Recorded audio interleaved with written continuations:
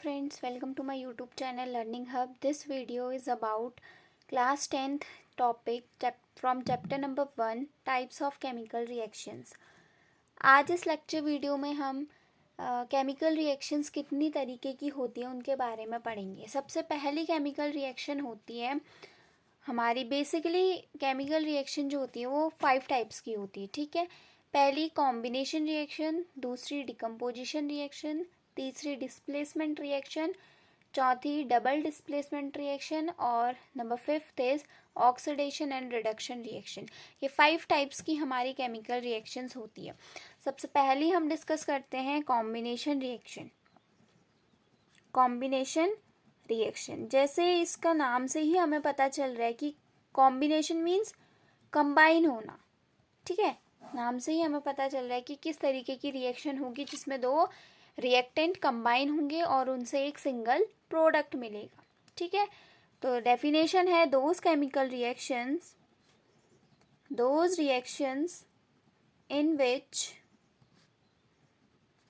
To reactants या to reactants भी बोल सकते हैं, टू और मोर सब्सटेंस भी बोल सकते हैं. ठीक है, टू और more substance combine to form a single product. Combine to form a single product means combination reaction एक ऐसी रिएक्शन है जिसमें दो या दो से ज़्यादा प्रोडक्ट जो है, दो या दो से ज़्यादा सब्सटेंस जो है एक साथ कंबाइन होते हैं और उससे एक सिंगल प्रोडक्ट बनता है. ठीक है, फॉर एन एग्जाम्पल जैसे Mg+O2, जब मैग्नीशियम और ऑक्सीजन एक साथ कंबाइन हुए तो इनसे क्या फॉर्म हुआ, MgO बना, मैग्नीशियम ऑक्साइड बना. ठीक है, जब मैग्नीशियम और ऑक्सीजन दो अलग अलग सब्सटेंस थे वो एक साथ कंबाइन हुए तो उनसे एक सिंगल प्रोडक्ट मिला हमें, मैग्नीशियम ऑक्साइड. ठीक है, तो इस तरीके की रिएक्शन को हम बोलते हैं कॉम्बिनेशन रिएक्शन. आई बात समझ में? एक और एग्जाम्पल ले लेते हैं कॉम्बिनेशन रिएक्शन का जो बहुत ही इम्पॉर्टेंट है और बोर्ड एग्जामिनेशन में तो लगातार पूछा भी गया है. ठीक है, एक एग्जाम्पल है हमारा जो नोट करके लिख लीजिए, इम्पॉर्टेंट है. देखिए, हमसे जो क्वेश्चन आता है ना बोर्ड में, वो किस तरीके के क्वेश्चन आते हैं वो देखना. हमसे क्वेश्चन पूछेगा कि calcium oxide react vigorously with water to form a calcium hydroxide. एक क्वेश्चन है आपके लिए, कैल्शियम ऑक्साइड जिसको हम क्या भी बोलते हैं, लाइम भी बोलते हैं या क्विक लाइम भी बोलते हैं. ठीक है, लाइम या क्विक लाइम बोलते हैं. इनका जो यूज़ किया जाता है कैल्शियम ऑक्साइड का वो वाइट वॉशिंग के लिए किया जाता है. ठीक है, रिएक्ट्स विगोरसली मीन्स होता है बहुत ही तेजी से. ठीक है, कैल्शियम ऑक्साइड रिएक्ट करता है विगोरसली विथ वाटर के साथ टू फॉर्म कैल्शियम हाइड्रोक्साइड. और क्या फॉर्म करता है, कैल्शियम हाइड्रोक्साइड फॉर्म करता है. ठीक है, कैल्शियम हाइड्रोक्साइड को हम बोलते हैं स्लेक्ड लाइम मीन्स एक ऐसा लाइम जिसमें क्या मिला हो, वाटर ऐड हुआ हो. ठीक है, तो इस तरीके का क्वेश्चन आएगा और इससे पूछेगा कि हमें इसके लिए एक रिएक्शन लिखिए और बताइए कि ये किस तरीके की रिएक्शन है, कौन से टाइप की रिएक्शन है. ठीक है, तो सबसे पहले तो हमें रिएक्शन लिखना आना चाहिए.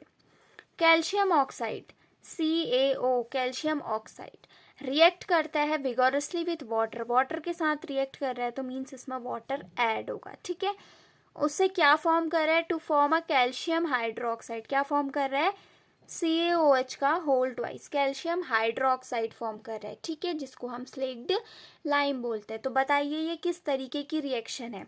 देखिए, दो सब्सटेंस ने कंबाइन किया और एक सिंगल प्रोडक्ट बनाया तो this is a type of combination reaction. ये किसका टाइप है, एक कॉम्बिनेशन रिएक्शन का टाइप है. आई बात समझ में? तो इस तरीके के क्वेश्चन हमारे बोर्ड एग्जामिनेशन में ऑलवेज आस्क होते हैं.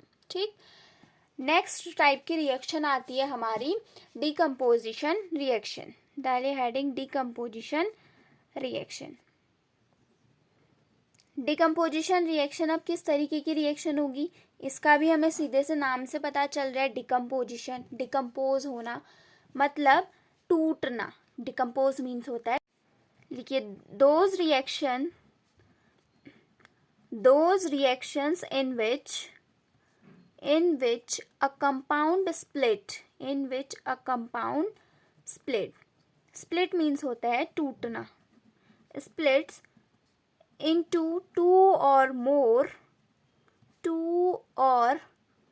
more simple substance. This type of reaction is known as decomposition reaction. Means एक ऐसी रिएक्शन जिसमें एक बड़ा कंपाउंड स्प्लिट होगा, टूटेगा दो या दो से ज़्यादा सिंपल एलिमेंट्स में, ठीक है। एक ऐसी रिएक्शन जिसमें एक कंपाउंड जो है दो या दो से ज़्यादा सब्सटेंस में टूटता है, उस रिएक्शन को हम बोलते हैं डिकम्पोजिशन रिएक्शन, ठीक। फॉर एन एग्जाम्पल है CaCO3 कैल्शियम कार्बोनेट, इसको हम लाइमस्टोन भी बोलते हैं, उसके नीचे लिख लीजिए लाइमस्टोन भी हम इसको बोलते हैं, ठीक है। कभी ये किसी नाम से आता है, कैल्शियम कार्बोनेट नाम से आता है कुछ पेपर में, और कभी ये लाइमस्टोन के नाम से आता है। तो हमें पता होना चाहिए कि कैल्शियम कार्बोनेट को ही हम लाइमस्टोन भी बोलते हैं। तो कैल्शियम कार्बोनेट डिकम्पोज हो रहा है किसमें, कैल्शियम ऑक्साइड में और कार्बन डाइऑक्साइड में, ठीक है। कैल्शियम कार्बोनेट क्या हुआ, डिकम्पोज हुआ, मतलब टूटा किसमें, या तो वो दो सब्सटेंस में टूटा, किसमें, कैल्शियम ऑक्साइड में और कार्बन डाइऑक्साइड में, ठीक है। तो इधर पर कौन सी रिएक्शन हुई, डिकम्पोजिशन रिएक्शन हुई। डिकम्पोजिशन रिएक्शन जो होती है जस्ट अपोजिट होती है कॉम्बिनेशन रिएक्शन की। हमने कॉम्बिनेशन रिएक्शन में पढ़ा कि दो सब्सटेंस कंबाइन होकर एक सिंगल प्रोडक्ट बनाते हैं, ठीक है। बट हम डिकम्पोजिशन रिएक्शन में पढ़ते हैं कि एक सिंगल प्रोडक्ट टूटता है और दो या दो से ज़्यादा सिंपल सब्सटेंस को फॉर्म करता है, ठीक है। तो इस तरीके की रिएक्शन होती है डिकम्पोजिशन रिएक्शन। जब डिकम्पोजिशन रिएक्शन जो है हीटिंग करके की जाती है, मींस जब किसी भी सब्सटेंस को in the presence of heat की प्रेजेंस में या इस कंपाउंड को हीट करके जो है दो या दो से ज़्यादा कंपाउंड्स में तोड़ा जाता है, तो इस तरीके की डिकम्पोजिशन रिएक्शन को थर्मल डिकम्पोजिशन बोला जाता है, ठीक है। थर्मल डिकम्पोजिशन होती है in the presence of heat की प्रेजेंस में होती है थर्मल डिकम्पोजिशन, ठीक। नेक्स्ट डिकम्पोजिशन रिएक्शन का एक बहुत इंपॉर्टेंट एग्जाम्पल है, ये बहुत इंपॉर्टेंट एग्जाम्पल है, नोट करके लिख लेना कि FeSO4 होता है फेरस सल्फेट, नाम भी लिख लो, फेरस सल्फेट। जब फेरस सल्फेट डिकम्पोज होता है in the presence of heat, ये भी हीट के ही प्रेजेंस में डिकम्पोज होता है, तो ये क्या देता है, Fe2O3 देता है। Fe2O3 है हमारे यहाँ पर फेरिक ऑक्साइड, क्या देता है, फेरिक ऑक्साइड देता है, प्लस SO2 देता है। SO2 है हमारा सल्फर ऑक्साइड, सल्फर डाइऑक्साइड, दो ऑक्सीजन है इसीलिए डाइऑक्साइड, ठीक है। SO2 देगा अलॉन्ग विथ SO3 भी देता है, ये है हमारा सल्फर ट्राईऑक्साइड, ठीक है, तीन ऑक्सीजन है तो ट्राई ऑक्साइड। अब देखिए फेरस सल्फेट FeSO4 डिकम्पोज हुआ तो उसने दो या दो से ज़्यादा सब्सटेंस में वो टूटा, ठीक है। एक टूटा वो फेरिक ऑक्साइड में Fe2O3 में, एक टूटा सल्फर डाइऑक्साइड में SO2 में, और एक टूटा सल्फर ट्राईऑक्साइड में SO3 में, ठीक। अब इसमें क्वेश्चन किस तरीके का आता है, क्वेश्चन इस तरीके से हमें पूछ सकता है कि ये किस तरीके की रिएक्शन है, टाइप ऑफ रिएक्शन बताइए। तो ये एक डिकम्पोजिशन रिएक्शन है, क्योंकि एक पूरा कंप्लीट कंपाउंड जो है दो या दो से ज़्यादा सिंपल सब्सटेंस में ब्रेक डाउन हो रहा है, ठीक है, और ये इन प्रेजेंस ऑफ हीट हो रहा है, तो ये हमारी थर्मल डिकम्पोजिशन हो जाएगी, ठीक। अब देखिए इसकी कुछ कैरेक्टरिस्टिक्स होते हैं, जैसे FeSO4 है ना, ये हमारा होता है ग्रीन कलर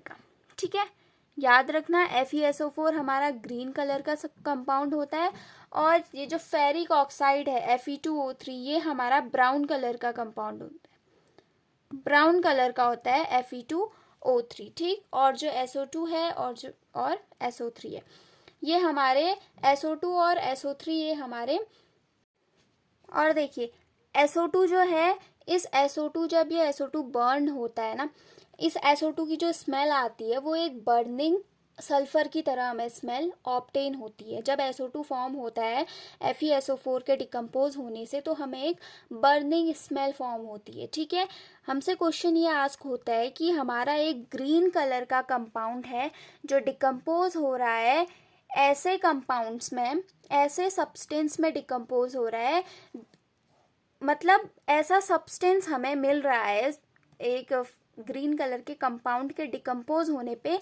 हमें ऐसा सब्सटेंस मिल रहा है जिसके प्रोड्यूस होने से, जिसके बनने से हमें किसकी स्मेल आती है, बर्निंग सल्फर की स्मेल आती है। तो बताइए कि वो कंपाउंड हमारा कौन सा होगा जिससे बर्निंग सल्फर की स्मेल आ रही है, और ये किस तरीके की रिएक्शन होगी, और इस रिएक्शन को लिखिए।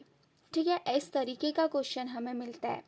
तो देखिए जो वो ग्रीन कलर का कंपाउंड है हमारा, वो हमारा FeSO4 है, फेरस सल्फेट है। जब वो डिकम्पोज होता है तो उससे SO2 फॉर्म होता है, SO2 सल्फर डाइऑक्साइड फॉर्म होता है, जो किस तरीके के स्मेल करता है, बर्निंग सल्फर की जैसी स्मेल आती है जब SO2 बनता है, सल्फर डाइऑक्साइड गैस बनती है। ठीक है, ये दोनों जो है गैस है, सल्फर डाइऑक्साइड और सल्फर ट्राइऑक्साइड, ये दोनों गैस है। ठीक है, तो इस तरीके का क्वेश्चन हमें आस्क होता है बेसिकली बोर्ड एग्जामिनेशन में। क्योंकि बोर्ड एग्जामिनेशन है तो सिंपल रिएक्शन तो पूछेंगे नहीं, तो इसीलिए घुमा फिरा के रिएक्शंस को पूछा जाता है। नेक्स्ट हमारी रिएक्शन आती है डिस्प्लेसमेंट रिएक्शन। ठीक है, नेक्स्ट रिएक्शन आएगी डिस्प्लेसमेंट रिएक्शन। डिस्प्लेसमेंट रिएक्शन किस तरीके की रिएक्शन होती है, इसका भी हमें नाम से ही पता चल रहा है। डिस्प्लेसमेंट रिएक्शन है तो क्या करेगी, डिस्प्लेस होगी, कोई ना कोई चीज डिस्प्लेस होगी किसी दूसरे चीज से। तो डिस्प्लेसमेंट रिएक्शन पढ़ने से पहले हम पढ़ लेते हैं रिएक्टिविटी सीरीज। रिएक्टिविटी सीरीज क्या होती है, मीन्स कौन सा एलिमेंट सबसे ज़्यादा रिएक्टिव होता है और कौन सा एलिमेंट सबसे कम रिएक्टिव होता है। ठीक है, तो हेडिंग डालिए रिएक्टिविटी सीरीज, रिएक्टिविटी सीरीज। ठीक है, रिएक्टिविटी सीरीज कुछ इस तरीके की है। देखिए सबसे ज़्यादा रिएक्टिव जो माना जाता है एलिमेंट वो होता है पोटेशियम। पोटेशियम, फिर उससे potassium sodium, potassium sodium calcium magnesium,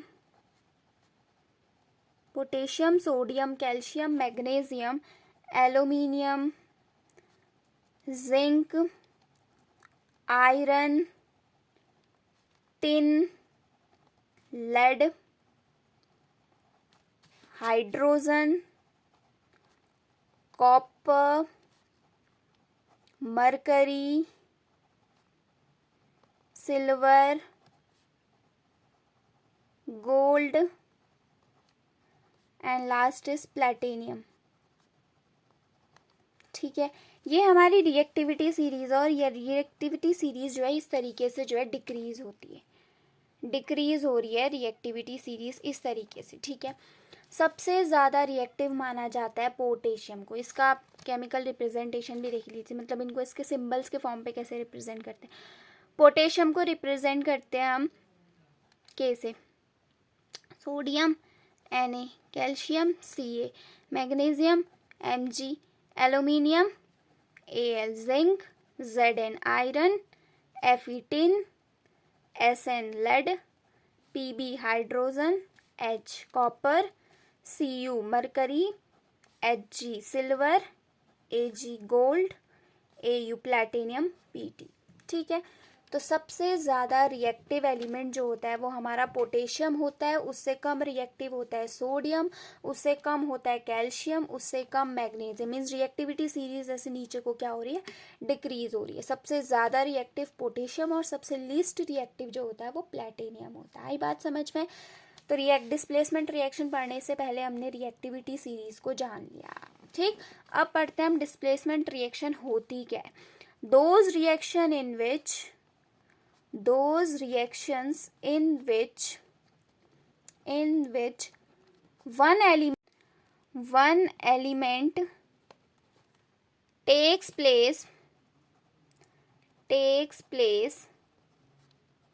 of another element. This type of reaction is known as decomposition reaction. ठीक है, एक ऐसी रिएक्शन होती है डिस्प्लेसमेंट रिएक्शन जिसमें क्या होता है, एक एलिमेंट जो होता है, हायर रिएक्टिव एलिमेंट जो होता है, वो लोअर रिएक्टिव एलिमेंट को उसके कंपाउंड से क्या कर देगा, डिस्प्लेस कर देगा. ठीक है, हायर रिएक्टिव एलिमेंट डिस्प्लेस करेगा किसको, लोअर रिएक्टिव एलिमेंट को उसके कंपाउंड से. फॉर एन एग्जाम्पल ले लेते हैं, जैसे CuSO4 है, ये रिएक्ट करता है जिंक के साथ, तो ये क्या फॉर्म कर रहा है, ZnSO4 फॉर्म कर रहा है प्लस Cu अलग हो जा रहा है. अब देखिए इसमें क्या हुआ. देखिए जिंक ज़्यादा रिएक्टिव होता है या कॉपर ज़्यादा रिएक्टिव होता है, ऊपर देख लीजिए. जिंक आता है हमारा पहले, कॉपर आता है हमारा उसके बाद, तो मीन्स कॉपर से ज़्यादा रिएक्टिव हमारा जिंक होता होगा. ठीक है, इसीलिए जिंक ने, हायर रिएक्टिव एलिमेंट ने इस लोअर रिएक्टिव एलिमेंट को डिस्प्लेस किया और उसकी जगह आकर बैठ गया. कॉपर के साथ रिएक्टेंट में क्या था, कॉपर सल्फेट था ना सबसे पहले, पर जब इसका प्रोडक्ट बना तो इस हायर रिएक्टिव एलिमेंट ने जो है इसको हटा दिया, मतलब इसकी जगह खुद बैठ गया और इस जो ये लोअर रिएक्टिव एलिमेंट था उसको क्या कर दिया, अलग कर दिया, उसको डिस्प्लेस कर दिया, उसी के कंपाउंड से डिस्प्लेस कर दिया उसको और उसकी जगह खुद बैठ गया. तो इस तरीके की रिएक्शन को हम बोलते हैं डिस्प्लेसमेंट रिएक्शन, जिसमें हायर रिएक्टिव एलिमेंट क्या करता है, लोअर रिएक्टिव एलिमेंट को उसी के कंपाउंड से क्या करता है, डिस्प्लेस करता है और उसकी जगह आकर बैठ जाता है, और जो वो लीस्ट रिएक्टिव एलिमेंट है उसको वो अलग कर देता है. ठीक है, ये है हमारी डिस्प्लेसमेंट रिएक्शन. अब एक डिस्प्लेसमेंट रिएक्शन का एक इम्पॉर्टेंट एग्जाम्पल है, कॉपर सल्फेट जब रिएक्ट करता है आयरन के साथ तो वो क्या देता है, FeSO4, आयरन सल्फेट देता है प्लस कॉपर अलग हो जाता है. ठीक है, अब वही देख लीजिए, आयरन ज़्यादा रिएक्टिव होता है, आयरन पहले आ रहा होगा कॉपर से. ठीक है, तो आयरन क्या हुआ, ज़्यादा रिएक्टिव हुआ, इसीलिए आयरन ने कॉपर को हटाया अपनी जगह से और उसकी जगह आकर खुद बैठ गया और कॉपर को अलग कर दिया. यहाँ पर भी हायर रिएक्टिव एलिमेंट ने लोअर रिएक्टिव एलिमेंट को क्या कर दिया, डिस्प्लेस कर दिया उसी के कंपाउंड से. ठीक है, अब इसमें क्वेश्चन आएगा कुछ, देखिए जो कॉपर सल्फेट जो सोल्यूशन होता है वो ब्लू कलर का होता है, ब्लू कलर का सोल्यूशन है कॉपर सल्फेट का. ये कुछ करेक्टरिस्टिक्स हैं इसके, इसको माइंड में रखना बहुत ज़रूरी है. तो कॉपर सल्फेट सोल्यूशन जो होता है वो ब्लू कलर का होता है. ठीक है, और जो आयरन नेल होगी ये हमारी ग्रे कलर की होगी. ठीक है, ग्रे कलर की होती है, और जो हमारा ये आयरन सल्फेट बना, ये इसका जो सोल्यूशन होता है वो ग्रीनिश कलर का होता है, ग्रीनिश सोल्यूशन होता है हमारा, ग्रीन कलर का. ठीक है, और जो ये कॉपर बनता है, ये कॉपर जो होता है रेड ब्राउन कलर का होता है, रेड ब्राउन कलर का हो जाता है. ठीक है, तो ये कुछ इसकी प्रॉपर्टीज़ हैं, इन्हीं प्रॉपर्टीज़ के बिहाफ पे हमें बोर्ड एग्जामिनेशन में क्वेश्चन आस्क होते हैं. ठीक है, तो ये था हमारा डिस्प्लेसमेंट रिएक्शन. अब हम पढ़ते हैं डबल डिस्प्लेसमेंट रिएक्शन क्या होती है. Double displacement reaction, double displacement reaction. अब डबल डिस्प्लेसमेंट रिएक्शन का मतलब those reaction in which, those reactions in which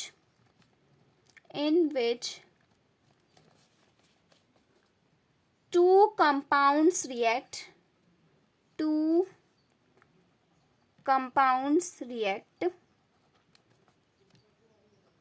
by an exchange of ions, to form two new compounds. देखिए डबल डिस्प्लेसमेंट रिएक्शन एक इस तरीके की रिएक्शन होती है जिसमें दो रिएक्टेंट क्या करते हैं, रिएक्ट करते हैं, मतलब दो कंपाउंड होंगे जो एक साथ रिएक्ट करेंगे, बट जब उनका प्रोडक्ट बनेगा तब उनके बीच में, उन रिएक्टेंट्स के बीच में जो है आयंस का एक्सचेंज हुआ होगा, आयंस का एक्सचेंज. फॉर एन एग्जाम्पल से समझ आएगा. देखिए एग्जाम्पल है AgNO3, ये रिएक्ट कर रहे हैं NaCl के साथ, इससे जो प्रोडक्ट बना वो AgCl बना प्लस NaNO3। अब देखिए AgNO3 ये है सिल्वर नाइट्रेट, नाम लिख दीजिए सिल्वर नाइट्रेट। NaCl है sodium chloride, sodium chloride. AgCl है ये है सिल्वर क्लोराइड, सिल्वर क्लोराइड। और जो ये NaNO3 बना ये है सोडियम नाइट्रेट, सोडियम नाइट्रेट। ठीक है, ये इनके नाम हो गए। ठीक, अब देखिए ये एक रिएक्शन है डबल डिस्प्लेसमेंट रिएक्शन। इसको डबल डिस्प्लेसमेंट रिएक्शन क्यों बोला जा रहा है, देखना। रिएक्टेंट में कौन किसने रिएक्ट किया, Ag ने NO3 के साथ रिएक्ट किया, ये पूरा एक कंपाउंड हुआ। फिर Na ने Cl के साथ रिएक्ट किया, ठीक है। बट जब इसका प्रोडक्ट बना, Ag किसके साथ बना, Ag का कॉम्बिनेशन किसके साथ हुआ, Cl के साथ हुआ। और Na का कॉम्बिनेशन किसके साथ बना, NO3 के साथ बना। मतलब इन रिएक्टेंट्स के बीच में क्या हो गया, आयंस का एक्सचेंज हो गया। हुआ नहीं, आयन का एक्सचेंज हुआ। ये सिल्वर पॉजिटिव, Na नेगेटिव, ये sodium positive, chlorine negative. Means इस पॉजिटिव आयन ने इस वाले कंपाउंड के नेगेटिव आयन के साथ कॉम्बिनेशन बनाया और इस वाले नेगेटिव आयन ने इस वाले कंपाउंड के पॉजिटिव आयन के साथ कॉम्बिनेशन बनाया। तो इस तरीके की रिएक्शन को, जब आयंस का एक्सचेंज होता है रिएक्टेंट्स के बीच में, उस तरीके की रिएक्शन को हम बोलते हैं डबल डिस्प्लेसमेंट रिएक्शन। ठीक है, ये है हमारी डबल डिस्प्लेसमेंट रिएक्शन। आई बात समझ में। अब नेक्स्ट आता है हमारा oxidation and reduction reaction. Oxidation and reduction reaction, reduction reaction. अब ऑक्सीडेशन और रिडक्शन रिएक्शन होता क्या है, देखिए सबसे पहले हम पढ़ते हैं ऑक्सीडेशन के बारे में। ऑक्सीडेशन, ऑक्सीडेशन रिएक्शन क्या होती है लिख लीजिए। ऑक्सीडेशन क्या होता है लिखना, the adding of oxygen, adding of oxygen, the adding of oxygen and removal of hydrogen, removal of hydrogen is called oxidation। इसको हमने बोला ऑक्सीडेशन। ऑक्सीडेशन का मतलब क्या हुआ, नाम से है, देखिए ऑक्सीडेशन हो रहा है मतलब किसी भी सब्सटेंस में ऑक्सीजन ऐड हो रहा होगा और उस सब्सटेंस से हाइड्रोजन रिमूव हो रहा होगा। तो एक ऐसी ऑक्सीडेशन पता है, ऑक्सीडेशन को हम क्या बोल सकते हैं कि ऑक्सीजन का ऐड होना और हाइड्रोजन का रिमूव होना, उसको हम बोलेंगे ऑक्सीडेशन। दूसरा आता है हमारा रिडक्शन। रिडक्शन क्या होता है, रिडक्शन होता है the adding of hydrogen, the adding of hydrogen, hydrogen का ऐड होना और क्या रिमूव होगा, and removal of oxygen, removal of oxygen. Hydrogen का ऐड हो जाना और ऑक्सीजन का रिमूव हो जाना किसी भी सब्सटेंस में से, उसको हम बोलते हैं रिडक्शन। ठीक है, ये था हमारा ऑक्सीडेशन और रिडक्शन। अब नेक्स्ट आता है हमारा ऑक्सीडाइजिंग एजेंट क्या होता है। ऑक्सीडाइजिंग एजेंट क्या होता है, ठीक है। ऑक्सीडाइजिंग एजेंट की डेफिनेशन लिखना, the substance which give, the substance which gives oxygen for oxidation, oxygen for oxidation called oxidizing agent, oxidizing agent। एक ऐसा सब्सटेंस जो ऑक्सीजन देता है, किस चीज़ के लिए, ऑक्सीडेशन होने के लिए जो सब्सटेंस ऑक्सीजन देता है उसको बोलते हैं ऑक्सीडाइजिंग एजेंट। अभी बस डेफिनेशन याद करिए, ठीक है, जब मैं एग्जाम्पल लूँगी उससे सब कुछ समझ आएगा। दूसरा आता है हमारा रिड्यूसिंग एजेंट। दूसरा क्या है, रिड्यूसिंग एजेंट। ठीक है, रिड्यूसिंग एजेंट की डेफिनेशन लिखिए, the substance the substance which gives hydrogen, जो एक ऐसा सब्सटेंस जो हाइड्रोजन देता है, किस चीज के लिए, रिडक्शन के लिए, उसको हम बोलते हैं reducing agent. For reduction called reducing agent, ठीक है।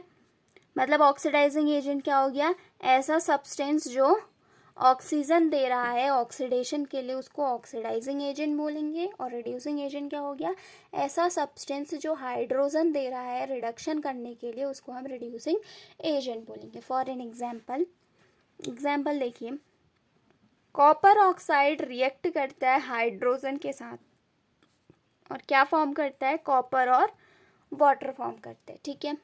अब देखिए, अब इस रिएक्शन में सबसे पहले बताइए किसका ऑक्सीडेशन हो रहा है और किसका रिडक्शन हो रहा है। देखिए, इस कॉपर के साथ क्या था, पहले ऑक्सीजन था, बट जब इसका प्रोडक्ट बना ऑक्सीजन हट गया, तो मतलब ऑक्सीजन का रिमूव होना क्या होता है, रिडक्शन। सो कॉपर का क्या हुआ है, रिडक्शन हुआ है, तो कॉपर ऑक्साइड इज रिड्यूस्ड लिखेंगे। Copper oxide is reduced to, किस में रिड्यूस हुआ कॉपर ऑक्साइड, कॉपर में, ठीक है। मीन्स कॉपर ऑक्साइड का यहाँ पर रिडक्शन हुआ है क्योंकि उसमें से ऑक्सीजन का रिमूव हुआ है। तो रिमूवल ऑफ ऑक्सीजन या एडिंग ऑफ हाइड्रोजन हम क्या बोलते हैं, रिडक्शन बोलते हैं, ठीक है। अब देखिए, हाइड्रोजन रिएक्टेंट में सिंगल था, बट जब इसका प्रोडक्ट बना तो इसमें क्या हो गया, ऑक्सीजन का ऐड हो गया, मतलब हाइड्रोजन का क्या हुआ है, ऑक्सीडेशन हुआ है। हाइड्रोजन इज ऑक्सीडाइज्ड टू, किस में ऑक्सीडाइज्ड हुआ है हाइड्रोजन, वाटर में ऑक्सीडाइज्ड हो गया, ठीक है। तो हमें पता चल गया कि कॉपर ऑक्साइड का रिडक्शन हुआ है, हाइड्रोजन का हुआ है ऑक्सीडेशन, ठीक है। अब देखिए, ऑक्सीडेशन और रिडक्शन पता चल गया, अब बताना है ऑक्सीडाइजिंग एजेंट क्या हुआ और रिड्यूसिंग एजेंट क्या हुआ। ये ध्यान से देखना, जिस सब्सटेंस का ऑक्सीडेशन, जिस सब्सटेंस का रिडक्शन हुआ होता है, वो सब्सटेंस हमारा, हमें प्रोडक्ट से कुछ मतलब नहीं है, हमें बस रिएक्टेंट के सब्सटेंस पे फोकस करना है। जिस सब्सटेंस का रिडक्शन हुआ है, कॉपर ऑक्साइड का रिडक्शन हुआ है ना, तो जिस सब्सटेंस का रिडक्शन हुआ होता है वो हमारा ऑक्सीडाइजिंग एजेंट होता है। तो कॉपर ऑक्साइड यहाँ पर हमारा क्या है, ऑक्सीडाइजिंग एजेंट है, ठीक है। और जिस सब्सटेंस का, रिएक्टेंट में देखेंगे बस, जिस सब्सटेंस का ऑक्सीडेशन हुआ है, हाइड्रोजन का ऑक्सीडेशन हुआ है ना, तो जिस सब्सटेंस का ऑक्सीडेशन हुआ होता है वो हमारा रिड्यूसिंग एजेंट हो जाता है। तो हाइड्रोजन हमारा हो जाएगा रिड्यूसिंग एजेंट। जस्ट उल्टा होता है, जिस सब्सटेंस का रिडक्शन हुआ होता है वो होता है ऑक्सीडाइजिंग एजेंट, और जिस सब्सटेंस का ऑक्सीडेशन हुआ होता है वो होता है रिड्यूसिंग एजेंट। ये है फाइंड करना कि ऑक्सीडाइजिंग एजेंट क्या होता है और रिड्यूसिंग एजेंट क्या होता है। और पेपर में बहुत पूछा जाता है ये क्वेश्चन कि ऑक्सीडाइजिंग एजेंट बताइए, इसमें रिड्यूसिंग एजेंट बताइए, और बताइए कि किस सब्सटेंस का ऑक्सीडेशन हो रहा है और किसका रिडक्शन हो रहा है। एक और एग्जाम्पल हम ले लेते हैं, H2S रिएक्ट कर रहा है Cl2 के साथ और उससे बनाता है सल्फर प्लस हाइड्रोक्लोराइड, ठीक है। अब देखिए, इसमें सबसे पहले हमें ढूंढना पड़ेगा कि किसका ऑक्सीडेशन हो रहा है और किसका रिडक्शन हो रहा है। अब देखिए, इस पूरी रिएक्शन में ऑक्सीजन तो कहीं भी नहीं है, तो हमें इसको सिर्फ हाइड्रोजन के रिस्पेक्ट में बताना पड़ेगा। तभी मैंने ऑक्सीडेशन और रिडक्शन की दो डेफिनेशन बताई थी। एक डेफिनेशन थी ऑक्सीडेशन की कि ऑक्सीजन का ऐड होना, और दूसरी डेफिनेशन थी हाइड्रोजन का रिमूव होना। वैसे ही रिडक्शन में भी दो डेफिनेशन थी, रिडक्शन थी हाइड्रोजन का ऐड होना और दूसरी उसकी डेफिनेशन है कि ऑक्सीजन का रिमूव होना। तो उसी के रिस्पेक्ट में हम इसको करते हैं। बताइए सबसे पहले इसमें किसका ऑक्सीडेशन हो रहा है। अब देखिए, ऑक्सीजन तो नहीं है, तो ऑक्सीजन के रिस्पेक्ट में तो हम नहीं बता सकते, बट हम हाइड्रोजन तो है, हाइड्रोजन के रिस्पेक्ट में तो बता सकते हैं। अब देखिए, क्लोरीन यहाँ पर सिंगल था रिएक्टेंट में, बट जब ये प्रोडक्ट बना तो क्लोरीन के साथ हाइड्रोजन ऐड हो गया, तो एडिशन ऑफ हाइड्रोजन क्या होता है, रिडक्शन। मतलब क्लोरीन का क्या हुआ है यहाँ पर, रिडक्शन हुआ है, ठीक है। अब देखिए, सल्फर था, हाइड्रोजन के साथ क्या था, पहले सल्फर था। अब सल्फर जब इसका प्रोडक्ट बना तो सल्फर से क्या हट गया, क्या रिमूव हो गया, हाइड्रोजन रिमूव हो गया ना। पहले सल्फर के साथ हाइड्रोजन था, पर जब इसका प्रोडक्ट बना तो हाइड्रोजन रिमूव हो गया। तो रिमूवल ऑफ हाइड्रोजन क्या होता है, रिमूवल ऑफ हाइड्रोजन क्या होता है, तो मतलब हाइड्रोजन सल्फाइड का क्या हुआ है, ऑक्सीडेशन हुआ है। अब बताइए ऑक्सीडाइजिंग एजेंट और रिड्यूसिंग एजेंट क्या होता है। अब मैंने बोला कि जिसका रिडक्शन हुआ होता है वो हमारा ऑक्सीडाइजिंग एजेंट हो जाएगा, ठीक है, और जिसका ऑक्सीडेशन हुआ होता है वो हमारा रिड्यूसिंग एजेंट हो जाएगा। आई बात समझ में। तो इस तरीके से हम फाइंड करते हैं ऑक्सीडेशन किसका हुआ है, रिडक्शन किसका हुआ है, और ऑक्सीडाइजिंग एजेंट कौन है और रिड्यूसिंग एजेंट कौन है। ठीक, तो आज हमने इस लेक्चर वीडियो में टाइप्स ऑफ केमिकल रिएक्शंस के बारे में पढ़ा। अगर आपको ये वीडियो पसंद आई तो इसे लाइक, शेयर और सब्सक्राइब कीजिए और सारे सोशल मीडिया प्लेटफॉर्म्स पे शेयर कीजिए। Thank you.